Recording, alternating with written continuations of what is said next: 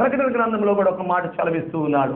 ఏమని చలవిస్తూ ఉన్నాడయ్యా అంటే చూడండి, జాగ్రత్తగా గమనించినట్లయితే ప్రకటన గ్రంథము 12వ అధ్యాయం 7వ వచనంలో ఒక మాట చలవిస్తున్నాడు. చూడండి, అంతటా పరలోకమందు యుద్ధము జరిగెను.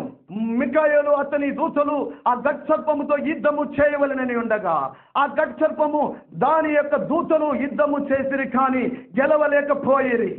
కనుక పరలోకమందు వారికి స్థలము లేకపోయెను. కనుక సర్వలోకమును మోసపుచ్చుచు అపవాది అనియు సాతానే అనియు పేరుగల ఆది సర్పమైన మహాగఢ సర్పము పడదోయబడెను.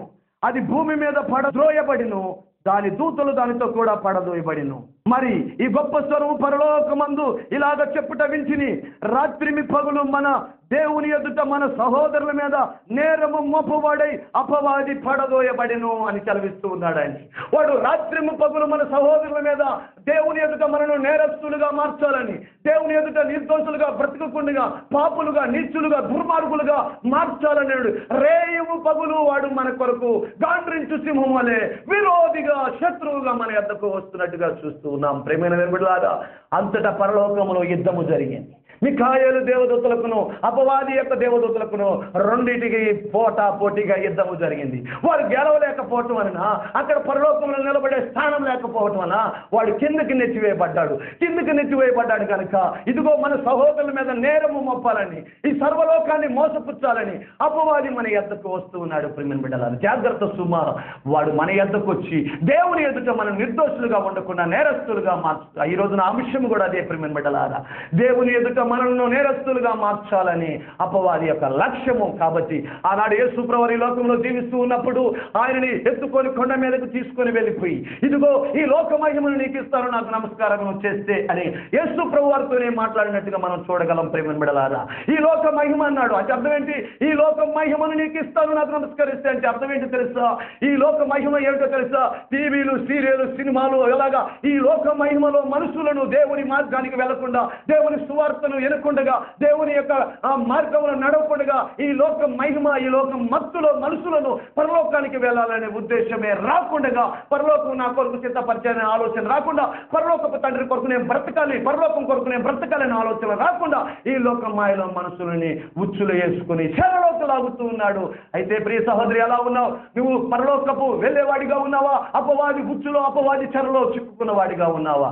అయితే జాగ్రత్త గమనించండి ప్రియమైన బిడ్డలారా. యూదా ఇస్కరియోతు యేసు ప్రభువుని అప్పగించాడు. ప్రియమైన బిడ్డలారా, అయితే ఎలాంటి వాడు అతను? చాలా మంచివాడేనండి. అతనిలో ఎందుకు అపవాది ఎలాంటి ప్రేరేపణ కలగ చేసిందంటే అక్కడ చూడగలం. ప్రియమైన బిడ్డలారా, యోహాను సువార్త 13వ అధ్యాయము 3వ వచనంలో ఒక మాట సెలవిస్తూ ఉన్నాడు. అపవాదిలో ఇదివరకే ఆ హృదయములో ప్రేరేపణ కలగ చేసిందంట, ఇదివరకే ఆలోచన పుట్టించిందంట.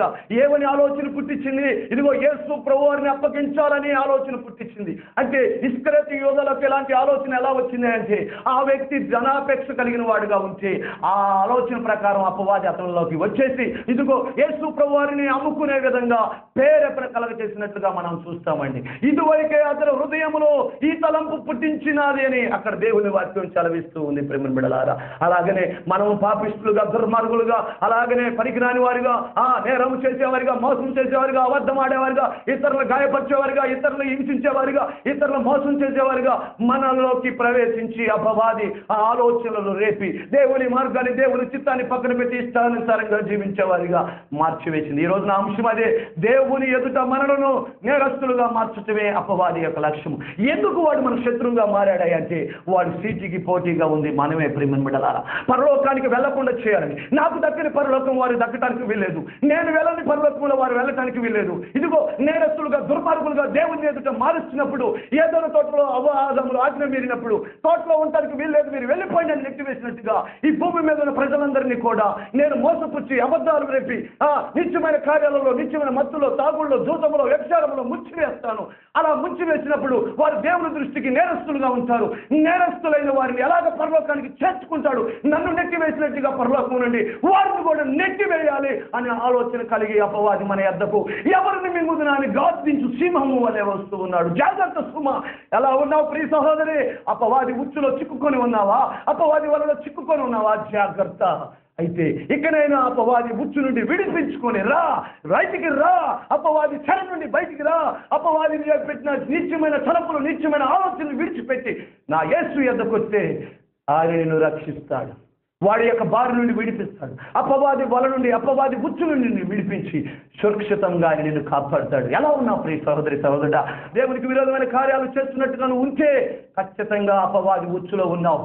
పరలోకానికి వెళ్లకుండా పాతాళాలకు వెళ్ళటానికి నిన్ను అపవాది ప్రేరేపిస్తున్నాడన్న సంగతి తెలుసుకొని ఎక్కడైనా దేవుని వైపు మళ్ళినట్టయితే నా దేవుడు గొప్పవాడు. అయితే చూడండి, ఈ చెరలో ఉన్న వారిని నేరస్తులుగా మార్చిన వారిని యేసు ప్రభువారు ఇదిగో నేను నిర్దోషులుగా మారుస్తాను, నీతిమంతులుగా మారుస్తాను, నేరస్తులుగా మార్చిన అపవాదిని నేను నిర్దోషులుగా నా రక్తం ద్వారా వారిని పవిత్రులు చేసి నీతిమంతులుగా మార్చి పరలోకానికి తీసుకొని వస్తానని యేసు ప్రభువారు 2013 సంవత్సరాల క్రితం ఈ లోకానికి వచ్చి మనందరి కొరకు ప్రాణం పెట్టి ఆయన మన నిర్దోషులుగా మార్చి ఇదిగో నీతిమంతులుగా చేయాలని ఆయన రక్తం కలవరిలో కార్చి ఉన్నాడు. ప్రియ సహోదరి సహోదరుడా, ఒకవేళ దేవుని మాట విన్నట్టయితే, దేవుని వైపు మళ్ళినట్టయితే అపవాది చెర నుండి బయటికి రా. ఖచ్చితంగా దేవుడు నిన్ను కాచి కాపాడుతాడు, రక్షించి నిన్ను పరలోక రాజ్యంలో ఆయన వారసుడిగా నిన్ను ప్రకటిస్తాడు.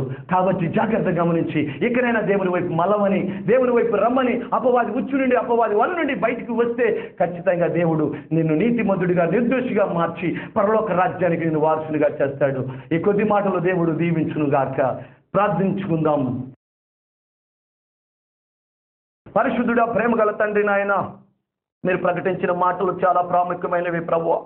అపవాది మాకు శత్రువుగా ఎందుకు మారాడయ్యా అంటే, ఇదిగో నాయన పరలోకములో నాయన ఈ భూమి ఆకాశం కలగమునిపే, ఆది మానవులు పుట్టక మునిపే ఇదిగో నాకు పిల్లలు కావాలి, ఆ పిల్లలకి నా రాజ్యాన్ని ఇస్తానని మీరు చెప్పినప్పుడు, ఆ పరిశుద్ధ సభలో మీరు మాట్లాడినప్పుడు దేవదూతకు నాయన అపవాదికి అయ్యా కలోలము రేగి ఇదిగో ఆయన మట్టి మానవులకైనా ఈ పరలోకానికి ఇస్తానంటున్నాడే, ఇంతవరకు మేము చాకరీ చేసిన మాకేమిటి అని చెప్పేసి ఈయనకు దాసోహం చేసాం కదా, అయితే వారు మట్టి పిల్లలకు కూడా మేము సేవ చేయాలన్నా అపవాదిని ఆయన యుద్ధము చేసి పడదోయబడినప్పుడు మొదటి మానవులైన ఆదాము అవలను మోసం చేసి నీ దృష్టికి విరోధంగా జీవించేలా చేసి నీ ఆజ్ఞ మీరేలా చేసి పాపము చేసి అయ్యా నీ యొక్క ఏదోను తోట నుండి నెట్టివేయబడేలా నీ చేతులతోని ఏదోను తోట నుండి ఆదాము అవలను నెట్టేసేలా చేసింది ప్రభువా. అలాగనే మమ్మల్ని కూడా పరలోకానికి వెళ్లకుండా వేయాలని, నీ ఎదుట మమ్మల్ని నేరస్తులుగా, దుర్మార్గులుగా, పాపులుగా మార్చాలని అపవాది గాండ్రించు సింహం వల్లే మా యొద్దకు వస్తూ ఈ లోకంలో ఉన్న నేత్రాశ, శరీరాశ, జీవపడము అనే ఈ కార్యాలన్నిటిని మా మీదకు ప్రవేశించిన ఆయన అపవాది మమ్మల్ని ఉచ్చులు వేసుకొని ఆ చెరలో వేసుకుంటున్నాడు ప్రభువా. అలాంటి వారిని విడిపించమని ఈ వాక్యం వింటున్న ప్రతి సహోదరుడు కూడా అలాంటి ఉచ్చులో ఇరుక్కొని పోయి ఉంటే, అలాంటి యొక్క వలలో చిక్కుకొని పోయి ఉంటే అయ్యా నా తోటి సహోదరులు విడిపించమని ప్రార్థిస్తూ ఉన్నాను ప్రభువా. అలాగనే ఈ వాక్యానికి స్పాన్సర్ చేసిన అయ్యా భీమా సీను గారును, అలాగనే వారి యొక్క భార్య గారు ధనలక్ష్మి గారును, వారి అల్లుడు అయ్యా కూతురు, అలాగనే ప్రభా కొడుకు నుండి ఆయన కూతురును దీవించి బలపరచండి. ఆయన ఈ వాక్యాన్ని ప్రకటించుటకు వారు స్పాన్సర్ చేసి ఉన్నారు ప్రభు, వారి పాడి పండును సమృద్ధిగా దీవించండి. అలాగనే ప్రభు నా తోటి సహోదరులు ఇప్పటి వరకు వాక్యమైన ప్రతి బిడ్డ ఒకవేళ అపవాది వలలో, అపవాది ఉచ్చులో ఉంటే విడిపించి రక్షణ కలుగజేసి నీ మోక్షం అనే మార్గంలో నడిపించమని యేసు పరిశుద్ధ నామంలో ఈ ప్రార్థన సమర్పిస్తూ ఉన్నాను తండ్రి గారు. ఆమెన్. మన తండ్రి అయిన దేవుని ప్రేమ, తన కుమారుడైన యేసు ప్రభువు వారి యొక్క కృప, పరిశుద్ధాత్మ సహవాసము సదాకాలము తోడుండి మనందరినీ సన్మార్గంలో నడిపించును గాక. ఆమేన్. మీ అందరికీ వందనాలు.